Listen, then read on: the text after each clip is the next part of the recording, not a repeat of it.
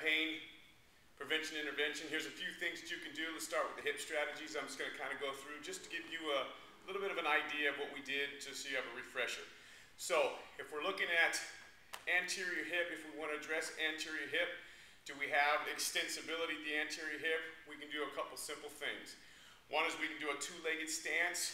We can even go into a stride stance with the hip that we want to look at behind us. So if I put my left leg back, and I can put my hands above my head or not, but all I want to do is from this position, since I'm already in slight extension, is just reach back. And so as you see, as I reach back, my front knee kind of moves forward, and I'm seeing whether or not I can actually extend to the hip, or whether all of it's coming out of my back. So what you're looking for is the femur moving forward? Are you getting some dorsiflexion down at the ankle? Femur moving forward, hip shifting forward as the trunk goes back? Or does the lower leg not move and just the trunk moves? So is it just this or that? And then you just compare sides. Okay? You can also do that in a single leg stance or a toe touch. So I could do a half stance where I just have a toe touch. So from a toe touch, I would just do it, and then I could do it from a single leg stance. Single leg stance, just seeing the total control. Can they load and come back out of that in a smooth rhythmical fashion? So that's sagittal plane. Frontal plane, I can do the same thing. So I can go standing and I can go side to side. And what I'm looking to see is, can they move from side to side? Does the hip move? I can go a little narrow stance, and that'll give me a little bit more range to move.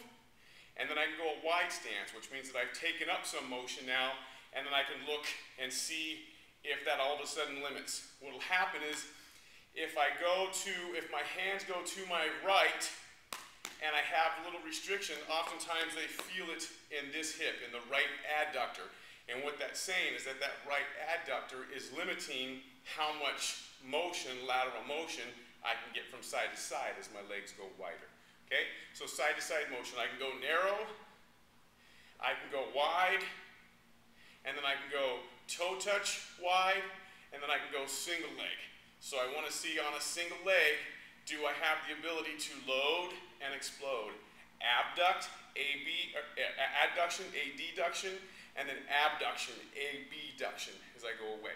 Okay? Transverse plane, looking at transverse plane, I can stand and I can simply rotate my trunk, looking at how much rotation I can get through my hips.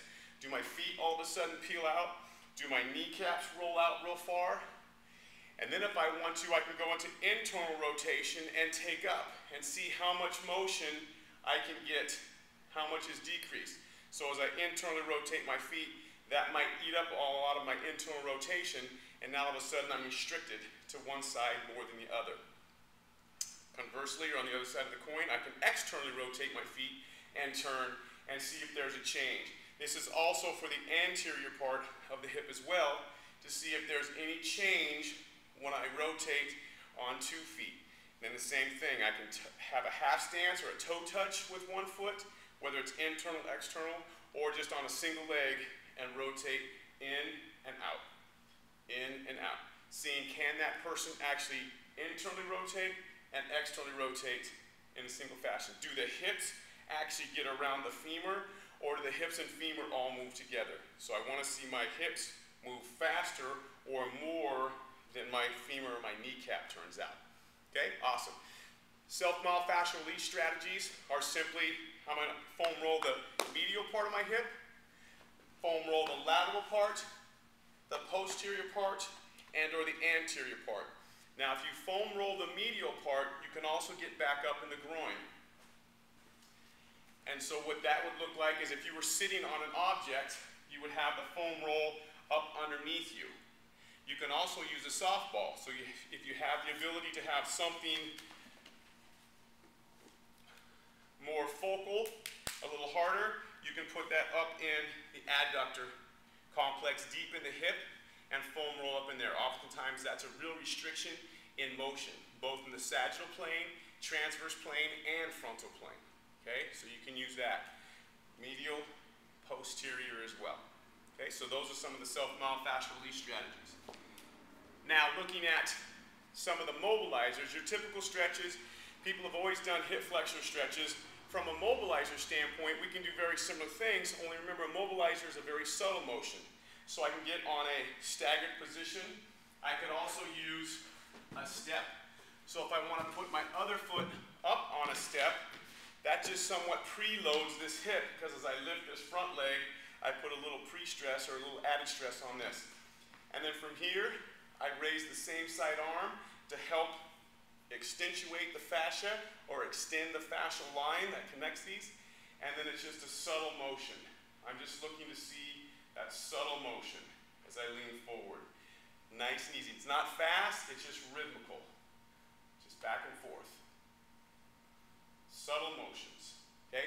I can also do a side or a frontal plane where I'm in a staggered stance and I take the same arm as the back leg and I'm reaching away. And this is causing adduction at this hip, abduction at this hip.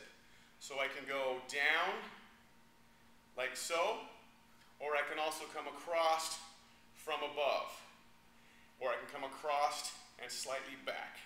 So again, it's rhythmical, rhythmical, rhythmical, rhythmical. I'm not trying to see how much stretch I can get. I'm trying to use the available motion that I have and just keep prying at it like a metal spoon. So down, or even over and back. Very subtle. Also, I can do a squat and reach away.